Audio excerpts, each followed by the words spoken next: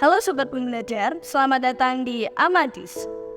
Sobat Pembelajar, pada video sebelumnya kita telah mengetahui ciri-ciri yang cenderung dimiliki oleh pelaku perundungan. Nah, pada video ini kita akan belajar melihat lebih dalam tentang pihak kedua yang terlibat dalam perundungan, yaitu korban perundungan. Oh iya, disclaimer dulu ya Sobat. Rangkaian video ini bertujuan untuk membangun pemahaman bersama tentang bahaya perundungan dan bagaimana cara kita mencegah atau mengatasinya. Apabila nanti ketika menyimak rangkaian video ini, Sobat merasa kurang nyaman atau membuat Sobat teringat kejadian yang tidak enak, maka bisa dihentikan dulu sejenak hingga Sobat merasa tenang. Sahabat pembelajar, tidak berbeda dengan pelaku perundungan, korban pun memiliki peranan dalam perundungan. Korban adalah target dari perilaku perundungan. Siapapun bisa menjadi korban perundungan. Namun, terdapat beberapa kondisi yang menjadikan seseorang lebih rentan menjadi korban perundungan. Ada 3 hal yang dapat menjadikan seseorang lebih rentan menjadi korban perundungan, yaitu 1.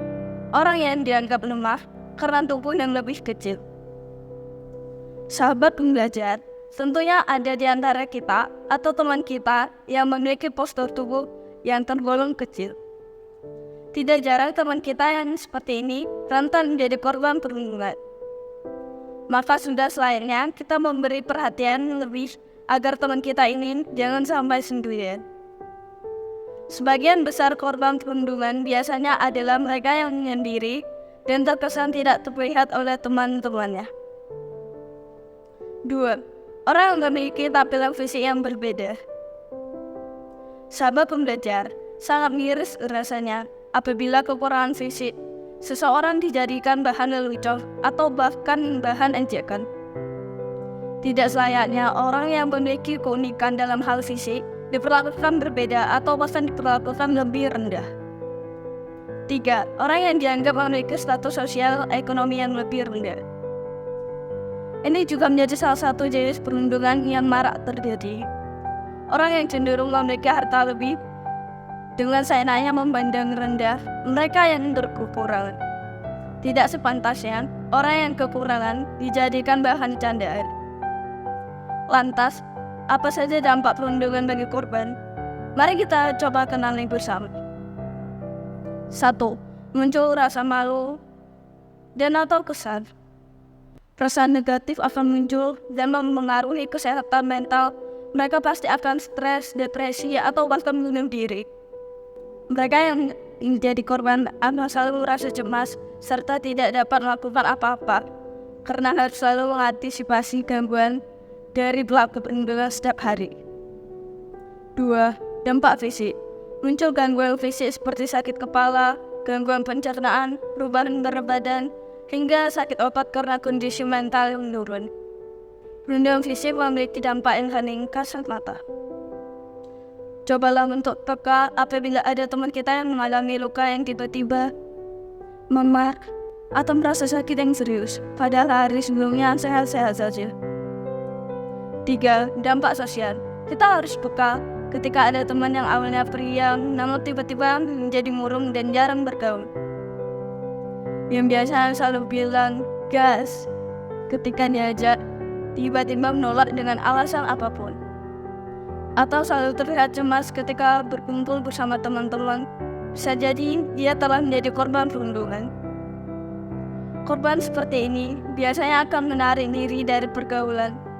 Hal ini justru akan memperparah kondisinya sebagai korban. Bagaimana cara kita untuk membantu korban perundungan? Berikut adalah beberapa cara yang bisa dilakukan untuk menolong korban perundungan. Pertama, dekatilah teman kita yang menjadi korban. Jangan biarkan dia sendirian. Sahabat, korban yang sendirian akan selalu dimanfaatkan oleh pelaku untuk menjadi objek perundungan secara terus-menerus. Mintalah bantuan bapak atau ibu guru atau orang yang lebih tua agar teman kita menjadi korban tidak berinteraksi dengan pelaku, sehingga pelaku tidak memiliki kesempatan untuk melakukan perundungan. Kedua, jadilah teman bicara yang nyaman. Sahabat, korban perundungan sangat membutuhkan orang yang bisa dipercaya untuk menjadi tempat bercerita. Terutama tempat bercerita mengenai kejadian perundungan yang dia alami. Sangat berat bagi korban untuk bisa terbuka kepada orang lain dan menceritakan pengalaman pahitnya. Karena psikis yang sangat dipastikan tidak siap mengingat kembali kejadian perundungan yang dialaminya, maka jadilah orang yang bisa melepaskan beban itu dari korban. Kita yakinkan korban bahwa dia bisa menceritakan kejadian yang kepada kita. Apabila teman kita sudah mau bercerita, maka pelan-pelan kita ajak lagi untuk berbaur bersama teman atau satu circle. Seperti jalan-jalan ke pantai bareng, kerja kelompok di rumah, atau mungkin berkumpul di rumah korban. Hingga dia kembali nyaman dalam pertemanan. Apabila kita tidak bisa mengatasi masalah korban, maka mintalah bantuan bapak atau ibu guru, orang tua, atau pihak berwajib untuk mencari solusi atas permasalahan tersebut. Di sini, kita coba aja juga orang tua untuk ngobrol tentang permasalahan korban. Memang sih, kadang ada anggapan bahwa perundungan harus diselesaikan oleh korban dan tidak perlu melibatkan orang tua. Namun, anggapan tersebut kurang tepat. Justru orang tua dapat memberikan dukungan agar korban tidak lagi merasa efek dari perundungan. Sahabat pembelajar, proses korban untuk kembali membuka diri tidak akan bisa terjadi secara instan. Kita sebagai teman tidak boleh memaksa agar hasilnya cepat. Mari kita bersama berpihak pada korban perundungan agar tidak terjadi lagi perundungan secara terus-menerus. Selamat belajar para pembelajar, salam pembelajar.